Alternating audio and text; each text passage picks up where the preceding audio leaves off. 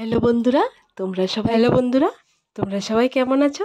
আবারও চলে আসলাম আরেকটা দারুণ স্বাদের রেসিপি নিয়ে। আজকের রেসিপিটা হলো তালের বড়া। এখানে আমি আগে থেকে ময়দা আর সুজি মিক্সড করে নিয়ে নিলাম। এরপর তালের রস দিয়ে না পাতলা না ঘন এরকম করে একটা ব্যাটার তৈরি করে নেব। দেখো বন্ধুরা, এখানে তালের রস আমি আগে থেকে বের করে ফ্রিজে রেখেছিলাম।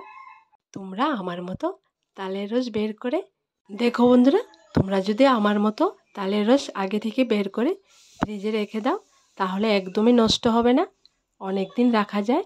দেখো, একটুখানি মেশানোর পর এর উপর দিয়ে দিলাম চিনি। চিনিটা এখানে আমি পরিমাণ মতোই দেব, বেশি মিষ্টি করব না পিঠেগুলা।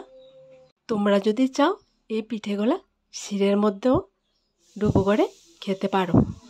দেখো বন্ধুরা, এখানে আমি চিনিটা পরিমাণ মতোই দিয়ে দিলাম, কারণ আমি এই পিঠের জন্য শিরা তৈরি করব না।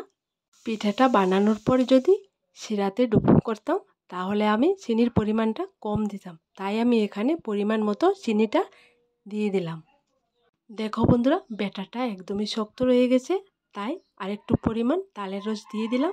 দেওয়ার পর ভালো করে মিক্সড করে নিলাম। দেখো বন্ধুরা, তোমরা ঠিক এরকম করে নেবে, না পাতলা হবে না ঘন হবে, ঠিক এরকমই হবে। এইবার ব্যাটারটা ঢাকনা দিয়ে রেখে দেব প্রায় 1 ঘন্টার মতো। 1 ঘন্টা পর দেখো তোমরা ব্যাটারটা কতখানি ফুলেছে। ব্যাটারটার উপর ঢাকনা দেওয়ার সময় আমি উপর দিয়ে একটুখানি তালের রস দিয়েছিলাম।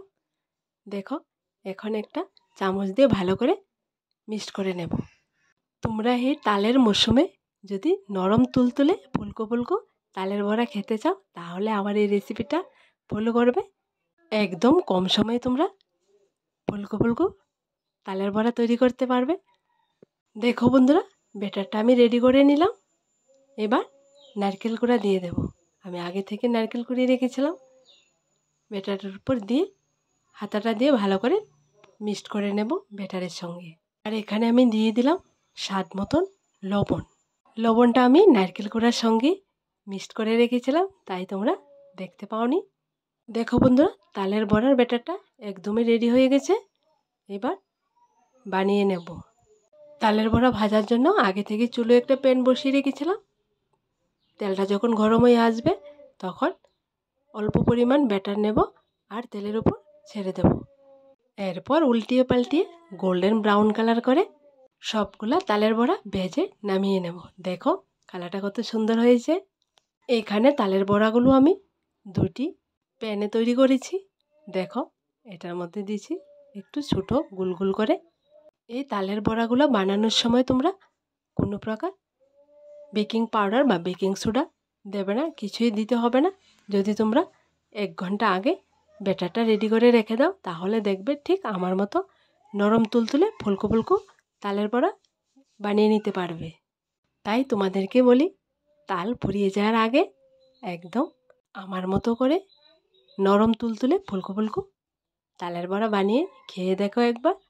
একবার বানিয়ে খেলে বারবার ইচ্ছে করবে খেতে। দারুণ স্বাদের একটা রেসিপি। ঠিক একই রকম করে আমি সবগুলো ব্যাটারের তালের বড়া বানিয়ে নেব, একদম গোল্ডেন ব্রাউন কালার করে। তাই তোমাদেরকে বলি, না বেকিং পাউডার না বেকিং সোডা, একদম সহজে নরম তুলতুলে ফুলকো ফুলকো তালের বড়া বানিয়ে দেখো। দেখো বন্ধুরা, সবগুলো বড়া বানানো হয়ে গেছে। একটা ভেঙে তোমাদের আমি দেখাবো ভিতরটা কীরকম ফুলকো হয়েছে। এই তালের বড়ার রেসিপিটা তোমাদের কাছে যদি ভালো লেগে থাকে তাহলে ছোট্ট একটা কমেন্টে লিখে জানাবে।